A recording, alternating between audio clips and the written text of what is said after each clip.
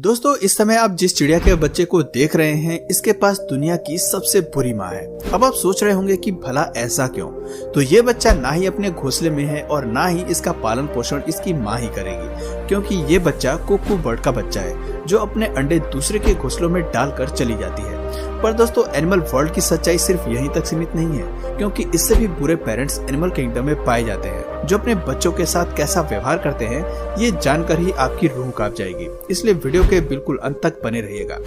चलिए सबसे पहले इस बर्ड से शुरुआत करते हैं, जहाँ पर स्ट्रॉक नाम की यह बर्ड अपने इन बच्चों में से एक को खुद ही अपने घोंसले से नीचे गिरा देती है। और जिस ऊंचाई से उसने अपने बच्चे को गिराया है, हमें नहीं लगता कि उसके बचने की कोई उम्मीद होगी। अब आप इन बर्ड्स के बारे में कुछ ज्यादा सोचें, उससे पहले मैं आपको बताना चाहूंगा कि ये कोई नई बात नहीं है, बल्कि बर्ड्स ऐसा इसलिए करते हैं ताकि वो अपने बच्चों का पालन पोषण सही से कर सके। क्योंकि अगर बच्चों की संख्या ज्यादा होगी तो ये बर्ड्स उन पर ज्यादा अच्छे से ध्यान नहीं दे पाएंगे, इसलिए ये उनमें से एक या दो बच्चों को नीचे गिरा देते हैं। और नीचे गिराने के लिए अधिकतर कमजोर बच्चों को ही चुना जाता है।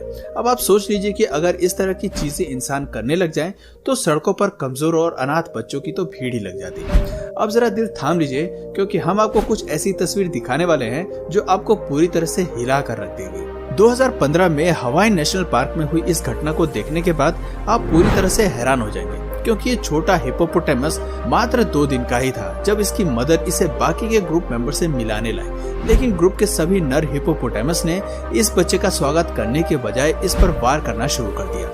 हालांकि इसकी मां ने इसे बचाने की काफी कोशिश करी, लेकिन बाकी सभी बहुत गुस्से में थे और उन्होंने सारा गुस्सा इस बेचारे हिप्पोपोटामस के बच्चे पर निकाल दिया और कुछ ही समय में उसे मौत के घाट उतार दिया। दोस्तों, इस लिटिल हिप्पोपोटामस की बची बॉडी को मगरमच्छ ले गया और उसकी कहानी इस दुनिया में आते ही खत्म हो गई। अब भले ही ये घटना वाइल्ड लाइफ की क्रूर जिंदगी को दर्शाती हो, लेकिन हम आपको बता दें कि ऐसा कहा जाता है कि हिप्पोपोटामस अपने ग्रुप में 10 से 15 मेंबर को ही शामिल करते हैं। उससे ज्यादा की संख्या बढ़ने पर वो बच्चों को मारना शुरू कर देते हैं, पर कुछ वैज्ञानिक इसे सही नहीं मानते। हिप्पोपोटामस की इस तरह की हरकत करने का असली कारण अभी तक वैज्ञानिक हालांकि समझ नहीं पाए हैं, क्योंकि ये एग्रेसिव वाइल्ड क्रिएचर एक किलिंग मशीन की तरह है, जिस पर शोध करने से पहले वैज्ञानिकों को भी सोचना पड़ता है। वैसे नर जीवों के द्वारा अपने बच्चों को मारने का यह सिलसिला यहीं खत्म नहीं होता, क्योंकि हिप्पोस भले ही गुस्सैल किस्म के जानवर हो, लेकिन शांति और दिमाग से चलने वाले शेर भी अपने बच्चों को मारने की लिस्ट में शामिल हैं। हालांकि शेर ऐसा इसलिए करते हैं क्योंकि जब शेरनी अपने बच्चों को जन्म देने के बाद उन्हें फीड करती है, तो उस समय वो शेर के साथ संबंध नहीं बना सकती, और इसी चीज के गुस्से में शेर बच्चों तक को मारने से पीछे नहीं हटते। हालांकि शेर को अपने बच्चों को मारने का अलग कारण है, लेकिन जब बात सुअर जैसे जानवरों पर आती है तो मामला थोड़ा अलग हो जाता है, क्योंकि सुअर भी अपने बच्चों को अग्रेशन के चलते ही मारते हैं। जी हाँ, आपने ऐसी कई वीडियोस देखी होंगी जहां सुअर गुस्से में भयानक अटैक करने से पीछे नहीं हटते। ऐसे में ये गुस्सा ये अपने बच्चों पर निकाल कर उन्हें मौत के घाट उतार देते हैं। हालांकि वैज्ञानिक मादा सुअर द्वारा अपने बच्चों को मारने के पीछे के सही कारण को अभी तक नहीं बता पाए हैं, लेकिन उनका कहना है कि जब सुअर अपने बच्चों को जन्म देती है तो उन्हें काफी कष्ट होता है, और उसी कष्ट को वो गुस्से में बदलकर जब अपने छोटे बच्चों की नाजुक स्किन पर अपनी दांत गड़ाती है, तो उससे उन्हें अपना गुस्सा शांत करने का मौका मिलता है। फिर सुअर को इस बात से कोई फर्क नहीं पड़ता कि इससे गुस्सा शांत करने के चक्कर में इनके बच्चे का क्या हाल हुआ होगा, और इसी के चलते ये अपने बच्चों को इतना घाव पहुंचा देते हैं कि उन्हें मौत का सामना भी करना पड़ता है। सुअर के इसी बिहेवियर को कम करने के लिए वैज्ञानिक लगातार ये कोशिश कर रहे हैं कि कैसे भी करके इनके द्वारा कम बच्चों को जन्म दिया जाए, ताकि इन्हें ज्यादा दर्द का सामना न करना पड़े और ये दर्द का हिसाब किताब अपने बच्चों से लेना बंद करें। सुअर के मैटरनल अग्रेशन के बारे में तो आप समझ गए, लेकिन अब आते हैं कुत्ते पर, जिसका जिक्र हमने पहले भी किया। दोस्तों, कई बार आपने देखा होगा कि कुछ बर्ड्स बिल्कुल अलग तरीके से बिहेव करती है, जिसका सबसे बड़ा कारण यही है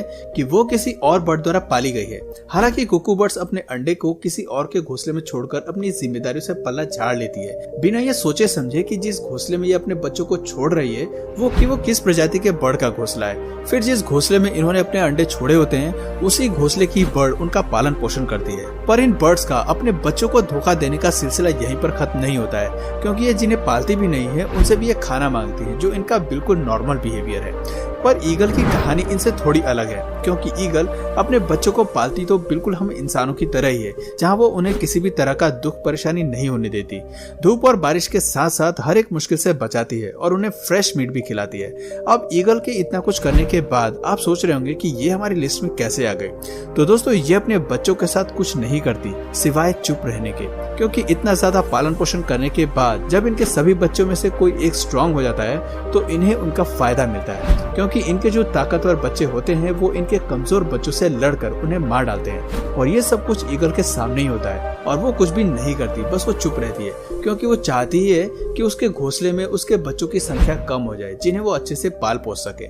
वैसे हमारे बुरे पेरेंट्स के लिस्ट में क्यूट कहे जाने वाले पांडा भी शामिल है, क्योंकि भले ही ये बहुत प्यारे दिखते हैं और इनकी जनसंख्या भी बहुत कम हो, लेकिन इनकी कम जनसंख्या का सबसे बड़ा कारण ये खुद ही है, क्योंकि पांडा एक समय में एक बच्चे को ही पालना पसंद करते हैं और दूसरे बच्चे को इस तरह से नजरअंदाज करते हैं मानो उनका है ही नहीं। जब कभी किसी पांडा के ट्विंस पैदा होते हैं तो वो इन ट्विंस में सबसे पहले जन्मे बच्चे को अपना बना लेते हैं और बाद में जन्मे बच्चे पर ध्यान नहीं देते।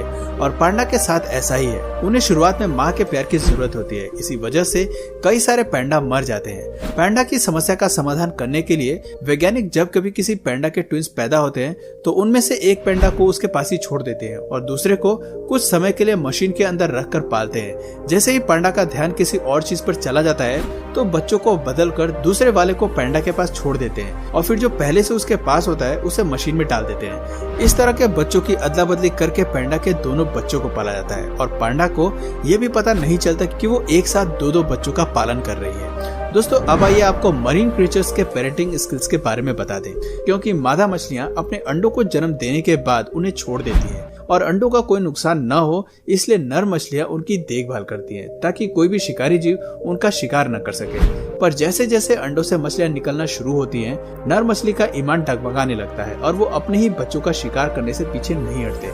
ऐसे में अंडे से निकलने वाली शुरुआती मछलियां तो अपनी रफ्तार का फायदा उठाकर अपने फादर से बच जाती हैं, लेकिन जो मछलियां देर से अंडे से निकलती हैं उनके लिए मुश्किलें खड़ी हो जाती हैं, जिन्हें रक्षक से भक्षक बन चुके अपने खुद के फादर का शिकार बनना पड़ता है। एनिमल किंगडम के बारे में इतना सब कुछ जानने के बाद आपको लग रहा होगा कि डॉल्फिन सबसे बढ़िया है, जो प्यारी सी होती है और हंसी खुशी रहती है।